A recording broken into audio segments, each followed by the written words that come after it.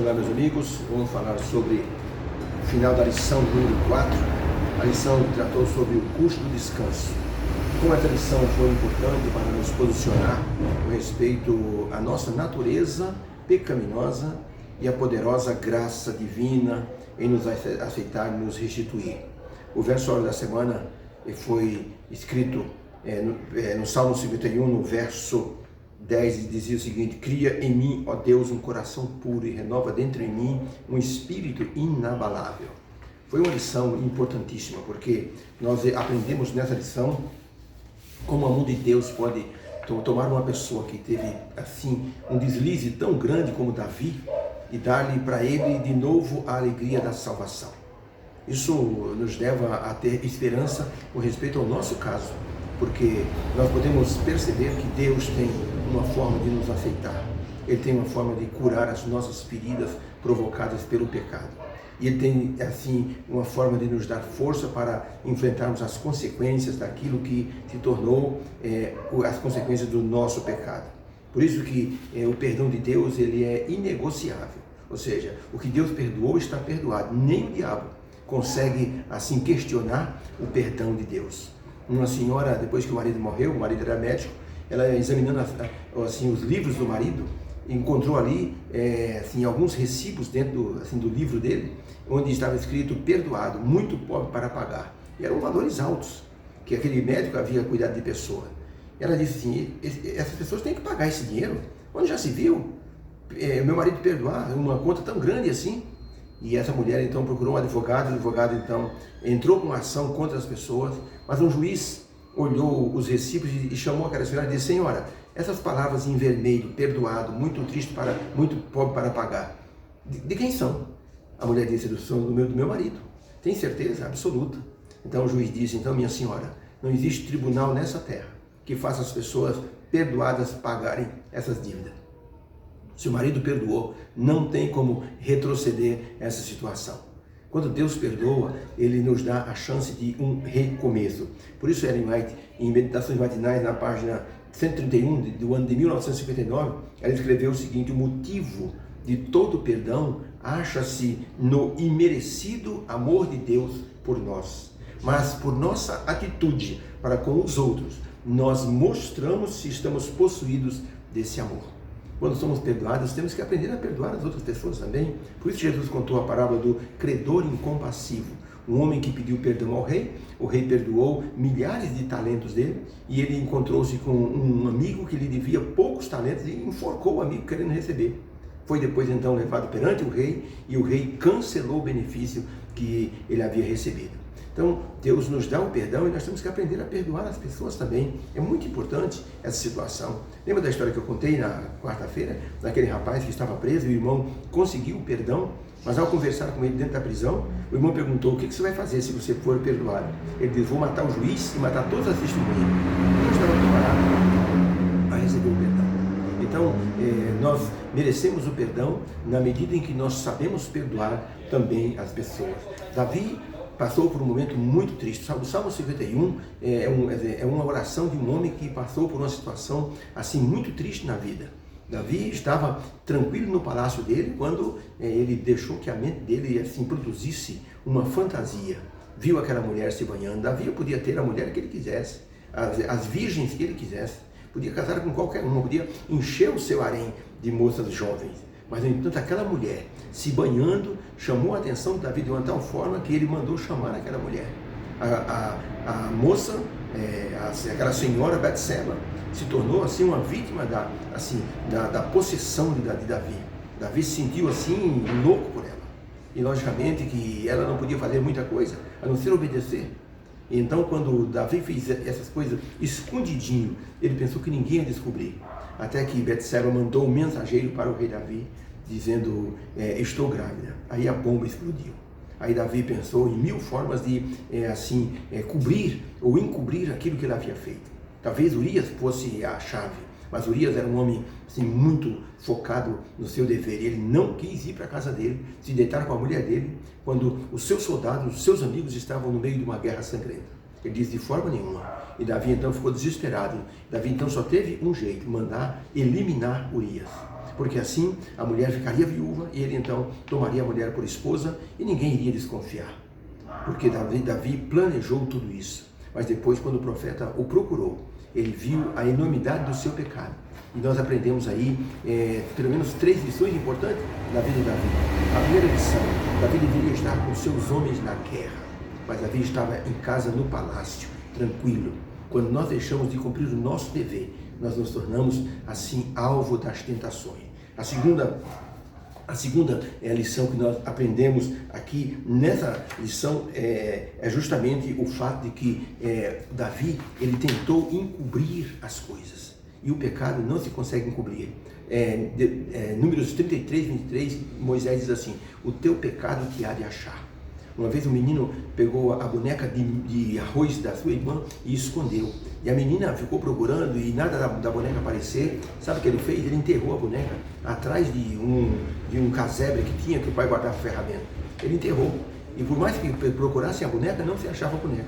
Até que vieram as chuvas e o pai então perguntou para o filho: filho, você não pegou a boneca da sua irmã? Não, pai, não peguei. Depois que as chuvas vieram, o sol apareceu, depois de um mês, o pai foi procurar ferramentas naquele quartinho e ele deu a volta no quartinho, percebeu uma coisa interessante. Atrás do quartinho, no formato de uma boneca, havia vários brotos de arroz nascendo.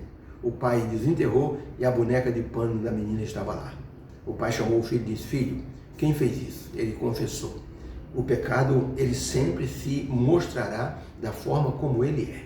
Por isso que Davi pensou que iria esconder o pecado dele. Mas a gravidez de Betseba foi assim um prenúncio de que a bomba ia estourar realmente. Davi aprendeu essa lição: não se encobre um pecado.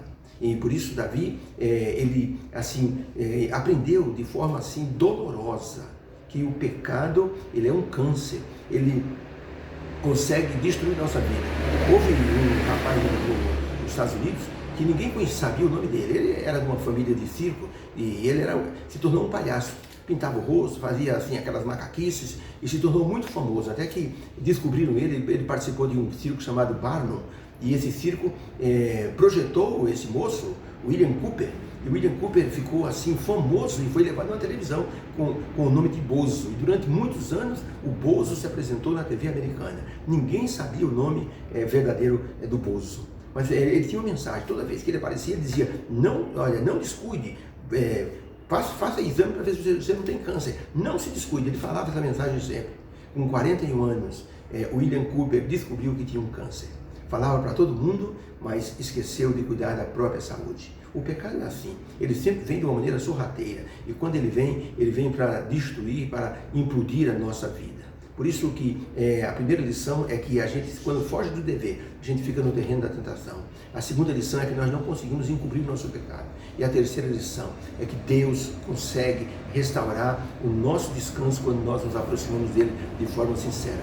Foi o que Davi fez. Ele se aproximou de Deus de uma forma sincera, pediu a Deus que o ajudasse, pediu a Deus que transformasse a vida dele. E a vida de Davi, assim, depois disso, foi uma vida assim de consequências. Ele percebeu, a criança gerada do relacionamento dele com Betseba adoeceu e morreu. Depois ele teve a situação do filho dele, Aminon, que abusou da própria irmã Tamar. E assim deixou ela impura diante de todo o povo. Ela foi assim praticamente vista como uma prostituta depois. O irmão de Tamar, o Absalão, ficou doido de raiva e mandou matar o Aminon. Depois Absalão, que era um rapaz bonito, extrovertido, tinha o porte de um rei. Davi olhava para Absalão e dizia: esse sim, olha o porte dele, que filho bonito que eu tenho. E diz a Bíblia que ele era o mais bonito em Israel. O cabelo dele era muito bonito, pois ele assim se insuflou, ele se revoltou contra a liderança do seu pai e quis se tornar rei. Reuniu todo mundo em Israel e disse que ele se proclamou rei. Davi teve que fugir para não ser morto por Absalão. Mas Joabe, o comandante de Davi, perseguiu Absalão. E Absalão, com o cabelo dele, ficou preso num espinheiro e Joabe veio e enfiou a espada e transpassou o coração de Absalão. A Bíblia diz que Davi, quando soube que o Absalão estava morto, mas ele chorou tanto, a ponto de se arrastar no chão, gritando: Absalão, meu filho, Absalão, meu filho. Tudo por causa daquele primeiro momento que Davi passou com Betseba. Parecia ser uma coisa agradável, né? E Davi até sentiu uma coisa agradável, porque teve uma relação que gerou até um filho. Davi, logicamente, gostou daquela situação, mas ele não sabia que o diabo preparou tudo isso para acabar com o sossego dele. A forma como Davi procurou a restauração é uma forma maravilhosa, é uma forma como Deus pode nos ajudar. A oração de Davi no Salmo 51 é uma oração que impressiona pelas expressões que Davi pronunciou. Olha só que expressões. Davi mostrou que as suas expressões eram indicadores de um arrependimento sincero. Olha as expressões dele: compadece-te de mim, apaga as minhas transgressões, lava-me, purifica-me, eu conheço as minhas transgressões, o meu pecado está sempre diante de mim, purifica-me, lava-me, Senhor, faz-me ouvir júbilo e alegria, cria em mim, ó Deus, um coração puro, não me lances fora da tua presença, ó Deus, por favor, restitui-me a alegria da tua salvação. Olha, quando nós lemos a prece de Davi, no Salmo 51, a gente percebe que é a expressão de uma pessoa sincera procurando a restauração. E o melhor é que Deus ajudou Davi a ser restaurado. E Davi amou o Cristo que o restaurou. E se tornou de novo uma pessoa abençoada. E aí então, Davi foi chamado o homem segundo o coração de Deus. Por que a Bíblia tem esses fatos relatos que mostram a intimidade, o pecado das pessoas? É porque Deus quer nos ajudar a entender que nós também temos nossos defeitos, mas Deus, através do Espírito Santo, através do Senhor Jesus Cristo, Ele pode nos salvar, nos justificar, nos perdoar e nos dar a alegria da salvação. Há muita gente sofrendo com pecados cometidos e que não consegue contar para ninguém e tem sofrido por causa disso. Conte o seu pecado para Jesus e Ele vai anular esses pecados. Não precisa contar para as pessoas, porque as pessoas vão fazer mau juízo de você, não vai melhorar em nada. Eu me lembro de um pastor que teve um problema sério, teve um relacionamento com uma moça e ele acabou contando para um amigo pastor. Esse amigo pastor contou para outro, de repente o homem ficou fora do ministério. Foi triste, gente, olha, a igreja malhou esse homem, meu amigo, era meu amigo, meu amigo ainda, malhou esse homem. Até que um dia a esposa dele disse na comissão da igreja: eu sou a maior prejudicada na história, eu perdoei meu marido, por que vocês não podem perdoar? Não queriam dar um cargo para ele. Aí a igreja caiu em si. Às vezes nós somos mais severos do que Deus no trato com as pessoas que erram.